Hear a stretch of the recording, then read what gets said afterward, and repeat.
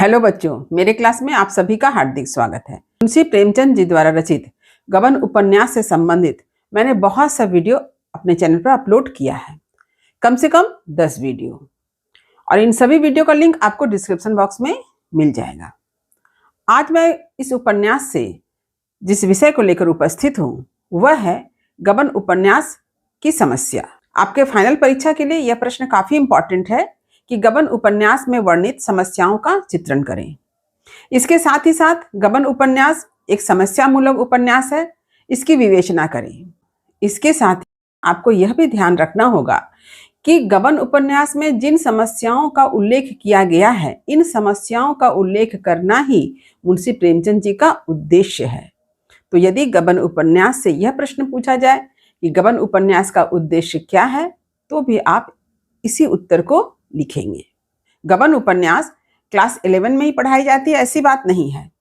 यह उपन्यास जो है कॉलेज में भी पढ़ाई जाती है और यूनिवर्सिटी में भी पढ़ाई जाती है। वहां पर भी बच्चों को काफी दिक्कतों का सामना करना पड़ता है कि प्रश्न का उत्तर कैसे लिखें। तो गबन उपन्यास से संबंधित जितने भी वीडियो हैं ये सिर्फ क्लास 11 के बच्चों के लिए नहीं है, बल्कि उन सभी बच्चों के लिए है जो अपने सिलेबस के अंतर्गत गबन उपन्यास को पढ़ रहे हैं, चाहे वो कॉलेज में हो चाहे यूनिवर्सिटी में हो।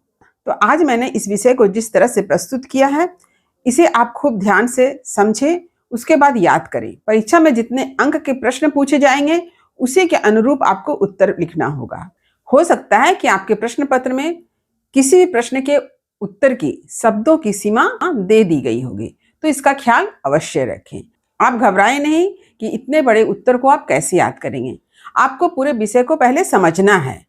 जब आप पूरे विषय को अच्छी तरह से समझ जाएंगे तो आपके लिए आसान हो जाएगा कि आपको प्रश्न का उत्तर किस तरह से कितने शब्दों में लिखना है, और उसी के अनुरूप जो है आप उत्तर को याद करें। तो चलिए आरंभ करती हूँ आज का यह महत्वपूर्ण विषय। मुंशी प्रेमचंद के उपन्यासों में उनके युग की विविध समस्याओं का चित्रण रहता है। किसी एक समस्या को केंद्र में रखकर प्रेमचंद जी अपने युग की राजनीतिक, आर्थिक और सामाजिक समस्याओं की ओर संकेत करते हैं। इस तरह प्रेमचंद के उपन्यासों के प्रतिपाद्य विषय को देखते हुए उन्हें समस्या मूलक उपन्यासकार कहा जा सकता है। यानी यह प्रश्न अगर आपसे पूछा जाता है कि मुंशी प्रेमचंद जी को समस्या मूलक उपन्यासकार क्यों कहा जाता है, तो आप यहाँ पर बताए गए इन सारी बातों को लिख सकते हैं। गबन उपन्यास में प्रेमचंद जी ने मध्यवर्गीय परिवार की आर्थिक और सामाजिक समस्याओं के साथ साथ तत्कालीन राजनीतिक समस्याओं की ओर हमारा ध्यान आकृष्ट किया है। तो चलिए देखते हैं कि गबन उपन्यास की पहली समस्या क्या है। पहला, आभूषण प्रेम। गबन उपन्यास को आदि से अंत तक पढ़ने के बाद हम इस निष्कर्ष पर पहुंचते हैं कि गबन उपन्यास में प्रेमचंद जी ने मध्यवर्गीय नारी के आभूषण प्रेम और उसके दुष्परिणाम को प्रमुख स्थान दिया है। यानी आप जब इस उपन्यास को आरंभ से लेकर अंत तक अच्छी तरह से पढ़ते हैं तो आपने देखा होगा कि आभूषण प्रेम का उल्लेख जो है इस उपन्यास में बार बार हुआ है, और आभूषण प्रेम के कारण ही नायक का जो जीवन है वह किस तरह से बर्बाद हो जाता है और उसका दुष्परिणाम क्या होता है, इसका भी उल्लेख मिलता है। जालपा के आभूषण प्रेम के कारण ही रमानाथ के परिवार तथा जीवन में मार्मिक घटनाएं घटती है।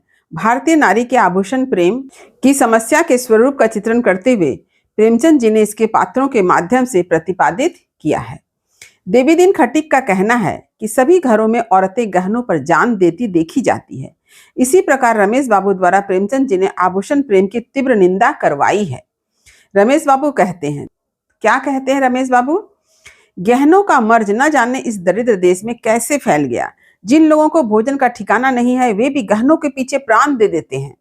हर साल अरबों रुपये केवल सोना चांदी खरीदने में व्यय हो जाते हैं। तो इन पंक्तियों को आप उदाहरण के तौर पर जरूर लिखें। उनका कहना है कि मध्य वर्ग के स्त्री पुरुष के आभूषण प्रेम के कारण हमारा जितना आत्मिक, मानसिक, दैहिक, नैतिक, आर्थिक व धार्मिक पतन हो रहा है, इसका अनुमान ब्रह्मा भी नहीं लगा सकते हैं।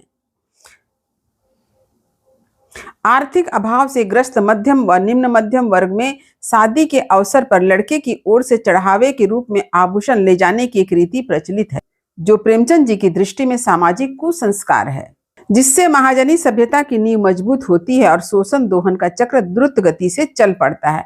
तो आप लोगों ने भी देखा होगा कि घर में जब शादी विवाह होती है तो लड़कों की तरफ से गहना देने का रिवाज है।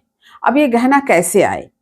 या तो दहेज लिया जाता है उस रुपये से गहने बनाए जाते हैं या फिर उधार करके लड़की को गहने दिए जाते हैं। तो ये एक कुसंस्कार के रूप में हमारे समाज में आज भी व्याप्त है। रमानाथ के विवाह के समय चढ़ावे के आभूषण खरीदने में दयानाथ पर उधार हो जाता है। रमानाथ की पत्नी जालपा भी विवाह के चढ़ावे में चंद्रहार न पाकर मन ही मन रुष्ट हो जाती है। परवर्ती समय में सराफ के रुपये चुकाने के लिए रमानाथ को अपनी पत्नी जालपा के गहने ही चुराने पड़े।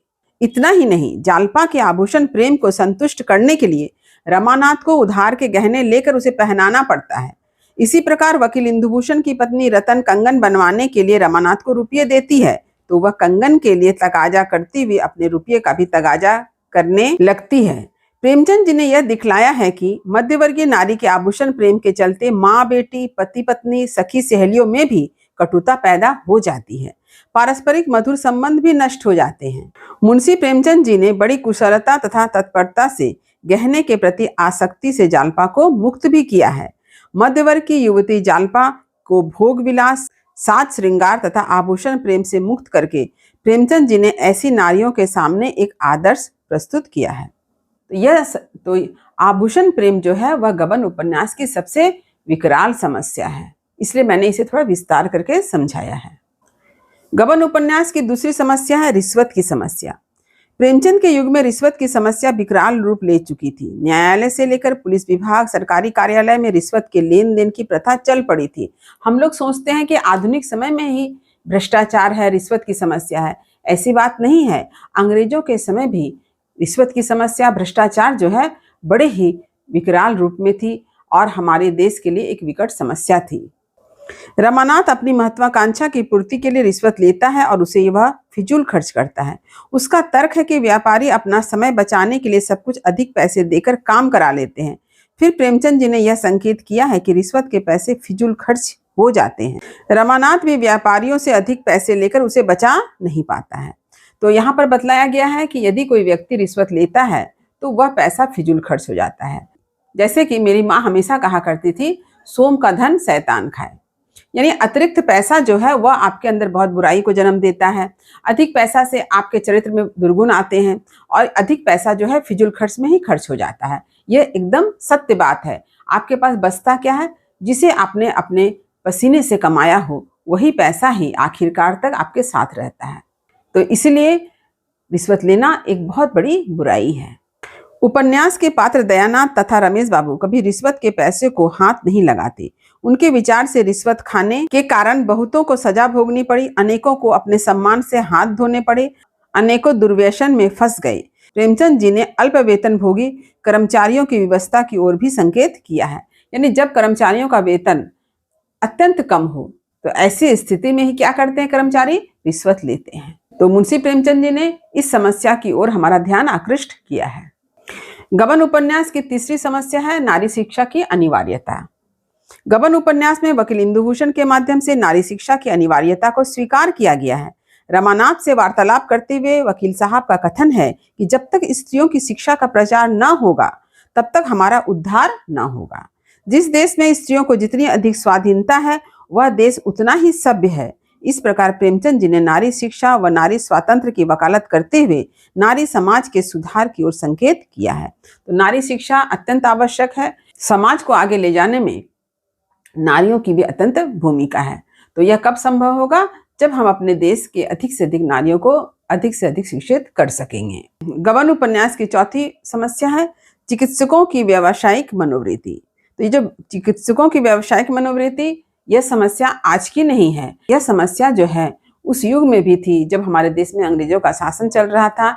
और आप लोगों ने देखा है कि किस तरह से आज भी डॉक्टर जो है क्या करते हैं, पूरे व्यवसायी बन चुके हैं। वे रोगी का इलाज करते हैं, लेकिन किस लिए? पैसों के लिए। आप लोगों ने देखा होगा कि चिकित्सकों की इसी मनोवृत्ति पर बहुत सारी फिल्में भी बनाई गई हैं। गबन उपन्यास में चिकित्सकों की व्यावसायिक मनोवृत्ति को उजागर किया गया है। अधिकांशतः चिकित्सक अपने अधकचरे ज्ञान से किस प्रकार लोगों को ठग कर अपना व्यवसाय चलाते हैं, इस पर प्रेमचंद जी ने मार्मिक व्यंग्य किया है। उनका कहना है कि इन डॉक्टरों तथा वैद्यों से ज्यादा बेसमझ आदमी संसार में ना मिलेंगे। किसी में निदान करने की शक्ति नहीं, अनुमान से दवा दी जाती है और निर्दयता से रोगियों के गले में छुरी फेरी जाती है। यहाँ पर जिस हकीकत का वर्णन किया गया है यह हमारे समाज की बहुत भयंकर समस्या है, क्योंकि यहाँ पर डॉक्टर का संबंध किसके साथ होता है? रोगी के साथ, बीमार के साथ, उसके प्राणों के साथ। आज के समय में भी हम लोग देखते हैं कि बीमार व्यक्ति रोगी के जान से जो है खेला जा रहा है, उसके गले में किस तरह से छुरी फेरी जाती है, इसका ज्वलंत उदाहरण हम अपने चारों तरफ जो है विभिन्न अस्पतालों में देख रहे हैं। गबन उपन्यास की 5वीं समस्या है वेश्याओं की समस्या। प्रेमचंद जी ने उपासना गृह, मंदिर आदि धार्मिक स्थानों के भ्रष्टाचार की ओर संकेत किया है। धार्मिक अवसरों पर मंदिरों में वेश्याओं का नृत्य करा के मंदिर के पुजारी वेश्याओं को प्रश्रय देते हैं। रमेश बाबू इस सामाजिक भ्रष्टाचार की ओर संकेत देते हैं। रमानाथ का कहना है कि वेश्याओं के न होने से मंदिर में होने वाली धार्मिक झांकियों तथा उत्सवों को देखने के लिए कोई नहीं जाता है। तो ये कैसी विडंबना है हमारे समाज की, उसका उल्लेख यहाँ किया गया है। रमेश बाबू का कहना है कि अगर उसका वश चले तो कानून से इस दुराचार को बंद करा दे। उनका यह विचार वेश्या समस्या के संबंध में है। मुंशी प्रेमचंद जी भी कानून के द्वारा वेश्या समस्या के समाधान के समर्थक हैं। गबन उपन्यास की 6ठी समस्या है स्वदेशी आंदोलन। आप सभी जानते हैं कि गबन उपन्यास जिस समय लिखा गया था वह समय अंग्रेजी शासनकाल का था। उस समय अंग्रेजों के खिलाफ हमारे देश में स्वदेशी आंदोलन चल रहे थे, विदेशी वस्तुओं का बहिष्कार हो रहा था। तो इसी का उल्लेख जो है गबन उपन्यास में मिलता है, क्योंकि हम सभी जानते हैं कि साहित्य जो है समाज से प्रभावित होता है और समाज की समस्याओं का उल्लेख ही हमें साहित्य में मिलता है। प्रेमचंद जी ने अपने समय में चलने वाले स्वदेशी आंदोलन की ओर भी संकेत किया है। इस विदेशी वस्त्र आंदोलन में देवीदीन खटीक के 2 पुत्र मारे गए हैं। यही कारण है कि वह स्वदेशी आंदोलन का समर्थक बन गया है। देवीदीन के माध्यम से प्रेमचंद जी ने अपने युग के नेताओं की मनोवृत्ति की ओर भी संकेत किया है। प्रेमचंद जी का कहना है कि देशभक्ति के नाम पर देश के नेता जनता को ठगते हैं और स्वयं विदेशी चीजों का उपयोग करते हैं। देवीदीन के माध्यम से प्रेमचंद जी ने भावी स्वराज्य की स्थापना की ओर संकेत किया है। स्वतंत्रता आंदोलन तथा उसके नेताओं की गतिविधि को देखकर प्रेमचंद जी को होने वाली स्वतंत्रता से मिलने वाले सुख पर संदेह था। देखिए जिन्हें यहाँ पर कितनी बड़ी सच्चाई का उल्लेख मिलता है। मुंशी प्रेमचंद जी को संदेह था। क्यों संदेह था? नेताओं की जो गतिविधियां हैं उन्हें देखकर, क्योंकि नेता जो है हमेशा से जनता को ठगते आए हैं। क्योंकि नेता हमेशा से जनता को ठगते आए हैं। यह वर्तमान समय में ही नेता जनता को ठग रहे हैं ऐसी बात नहीं है। उस समय भी नेता जनता को ठग रहे थे जिस समय हमारे देश में अंग्रेजों का शासनकाल था, अंग्रेजों के खिलाफ एक आंदोलन चल रहा था। देवीदीन खटीक भी इस मंतव्य को रमानाथ से व्यक्त करता है। गबन उपन्यास की 7वीं समस्या है पुलिस के हथकंडों का पर्दाफाश। प्रेमचंद जी ने अपने उपन्यास गबन में पुलिस के हथकंडों का भी पर्दाफाश किया है। रमानाथ के नैतिक तथा चारित्रिक पतन के माध्यम से प्रेमचंद जी ने दिखलाया है कि आर्थिक और राजनीतिक शोषण के अतिरिक्त अंग्रेज भारतीयों का नैतिक शोषण भी करते थे। पुलिस ने रमानाथ को पकड़कर स्वतंत्रता सेनानियों के विरुद्ध गवाही दिलाई। रमानाथ को अपने वश में करने तथा उसका चारित्रिक पतन कराने के लिए विलास की तरह तरह की सामग्री दी गई। पुलिस ने उसके चारित्रिक पतन के लिए ही जोहरा नामक वेश्या को उसके मनोरंजन के लिए नियुक्त किया था। इस तरह अपने युग की राजनीतिक समस्या की ओर भी प्रेमचंद जी ने समाज का ध्यान आकृष्ट किया है। तो ये कुछ समस्या है जिसका उल्लेख मैंने यहाँ पर किया है। इस प्रकार मुंशी प्रेमचंद जी ने मध्यम वर्गीय नारी के आभूषण प्रेम की समस्या के साथ साथ व्यापारी की चालें, वकीलों की दशा, डॉक्टरों की स्थिति, अंग्रेजों की नकल, स्वदेशी वस्तु की समस्या, वैवाहिक फिजूलखर्ची, स्त्री शिक्षा, खान पान में छुआछूत, धार्मिक अवसरों पर वेश्याओं का नृत्य तथा रिश्वत आदि की समस्याओं का भी चित्रण किया है। गबन उपन्यास में चित्रित समस्याओं की व्याख्या एवं विश्लेषण से स्पष्ट होता है कि प्रेमचंद का उद्देश्य इन समस्याओं से अपने देश को मुक्त करने के मार्ग का संधान करना था। यानी मुंशी प्रेमचंद जी ने इन समस्याओं का जो उल्लेख किया है, इन समस्याओं को जो प्रस्तुत किया है, यह उनका उद्देश्य है। इसके साथ ही साथ वे क्या चाहते हैं कि इन समस्याओं को प्रस्तुत करके उसके समाधान की ओर हमारा ध्यान आकृष्ट हो, हम इन समस्याओं का समाधान कर सके, तभी हमारे देश की उन्नति होगी। तो ये है गबन उपन्यास की कुछ समस्याएं। तो उम्मीद करती हूँ कि आज का यह विषय आपने अच्छी तरह से समझ लिया होगा। यदि कहीं कुछ समझने में दिक्कत हुई हो तो कमेंट अवश्य करें, वीडियो को लाइक करें और सभी पढ़ने वाले विद्यार्थियों में शेयर करना ना भूलें। और जो बच्चे मेरे चैनल पर नए हैं वे चैनल को सब्सक्राइब जरूर कर लें ताकि हर नई वीडियो का नोटिफिकेशन उन्हें समय समय पर मिल सके। तब तक पढ़ते रहिए, जीवन में आगे बढ़ते रहिए। मेरी शुभकामनाएं आप सभी बच्चों के साथ है। धन्यवाद।